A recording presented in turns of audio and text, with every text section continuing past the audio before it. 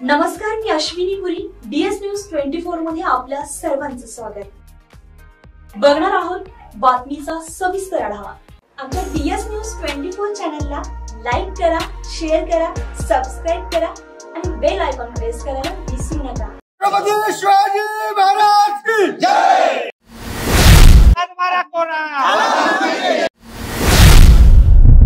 शेतीमालाला हमी भाव. सरकारचे जे काही मुख्यमंत्री आहेत त्यांनी निवडणुकीपूर्वी घोषणा केली होती की आम्हाला सत्ता द्या, आम्ही निवडून आल्यानंतर तुम्हाला कर्जमाफी देऊ. शेतकऱ्यांची सरसकट कर्जमुक्ती आणि शेतीमालाला हमीभाव मिळावा या मागण्यांच्या पूर्ततेसाठी नागपूर येथे 28 ऑक्टोबर पासून शेतकरी संघटनेचे माजी खासदार राजू शेट्टी, अजित नवले, माजी मंत्री बच्चू कडू, माजी मंत्री रविकांत तुपकर, विजय जावंदिया यांच्या नेतृत्वाखाली शेतकरी संघटनेच्या वतीनं सरकारच्या विरोधामध्ये महाएल्गार आंदोलन पुकारलंय. या महाएल्गार आंदोलनाला भूमिपुत्र शेतकरी संघटनेचे संस्थापक संतोष वाडेकर यांनी देखील जाहीर पाठिंबा दिला. तर या आंदोलनामध्ये सहभागी होण्यासाठी 50 गाड्यांच्या ताफ्यासह शेकडो भूमिपुत्रांनी पारनेर तालुक्यातील देसवडे येथून नागपूरकडे कूच केली आहे. नागपूरकडे रवाना होण्यापूर्वी भूमिपुत्रांनी शेतकऱ्यांचा सातबारा कोरा झाला पाहिजे, कर्जमाफी झाली पाहिजे या घोषणा दिल्यात. तसेच जोपर्यंत मागण्या मान्य होणार नाही तोपर्यंत आम्ही नागपूर सोडणार नसल्याचा इशारा यावेळी भूमिपुत्र शेतकरी संघटनेने दिला आहे. दरम्यान नागपूरकडे निघालेल्या ताफ्यातील प्रत्येक गाडीला झेंडा, स्टिकर लावण्यात आलं होतं. त्यामुळे या गाड्यांनी एकच लक्ष वेधून घेतलं होतं. विशेषतः या आंदोलनामध्ये सहभागी होणाऱ्या भूमिपुत्रांसाठी जेवणाची देखील व्यवस्था करण्यात आली आहे. राज्यातील विविध शेतकरी संघटनेच्या वतीनं नागपूर येथे होणाऱ्या महाएल्गार आंदोलनातून शेतकऱ्यांसाठी कर्जमाफी आणि शेतीमालाला हमीभाव या विषयांची मागणी सरकारने राज्यातील विविध शेतकरी संघटनेच्या वतीने नागपूर येथे होणाऱ्या महाएल्गार आंदोलनातून शेतकऱ्यांसाठी कर्जमाफी आणि शेतीमालाला हमीभाव या विषयांची मागणी सरकारकडे केली जाणार आहे. त्यामुळे या आंदोलनातून सरकारला मागण्या मान्य करण्यासाठी शेतकरी संघटना भाग पाडणार आहे. अहिल्यानगर जिल्ह्यातून असंख्य शेतकरी सहभागी होणार असल्यानं आता शेतकऱ्यांसाठीही आरपारची लढाई होणार आहे. 3 ते 4 महिने पाऊस पडत होता आणि त्याच्यामध्ये आता ह्या महिन्यापूर्वी अतिवृष्टी झाली आणि अतिवृष्टीमुळे पिकाचं नुकसान झालं नाही तर शेती वाहून गेली. आणि मग शेती वाहून गेल्यानंतर शेतकऱ्याकडं कोणताही पर्याय राहिलेला नाही. मग शासनाने सांगितलं होतं योग्य वेळ आल्यावर आम्ही कर्जमाफी करू. मग आता ती योग्य वेळ आलेली आहे म्हणून शेतकऱ्याची कर्जमाफी झाली पाहिजे.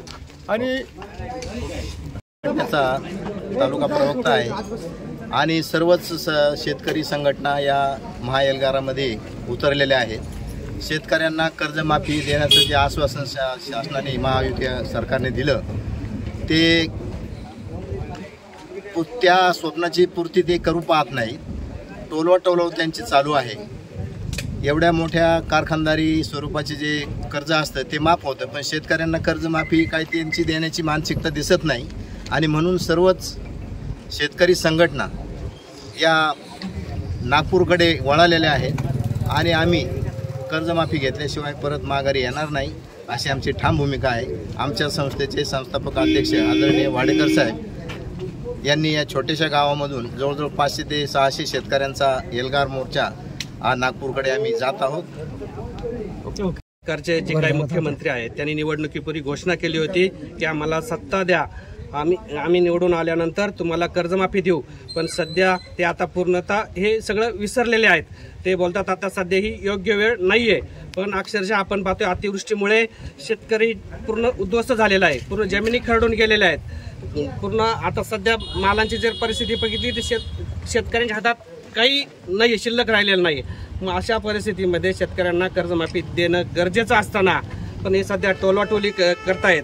आपण बाकीचं जर बघितलं, सोयाबीन असेल, कापूस असेल, अक्षरशः कवडीमोल भावानं विकला जातोय. म्हणजे अक्षरशः शेतकरी कसा देशोधडे लागेल अशीच व्यवस्था या महायुती सरकारने सध्या निर्माण केलेली आहे. म्हणून आता आम्ही ठरवलेलं आहे की जोपर्यंत हे कर्जमाफी देणार नाही तोपर्यंत आम्ही नागपूर या ठिकाणाहून उठणार नाही. आज देसवडे या ठिकाणाहून जवळपास 50 गाड्या आणि नगर जिल्ह्यातून जवळपास 150 गाड्या भूमिपुत्र शेतकरी संघटनेच्या माध्यमातून नागपूर या ठिकाणी निघत आहेत.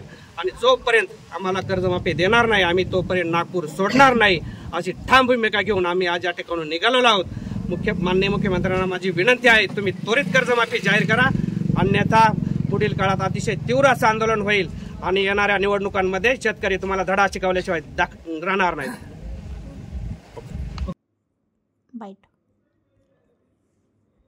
DS न्यूज 24 साठी अश्विनी पुरी, देसवडे. अशाच नवनवीन घटना घडामोडी पाहण्यासाठी पाहत रहा DS न्यूज 24. तोपर्यंत मी अश्विनी आपली रजा घेते. नमस्कार.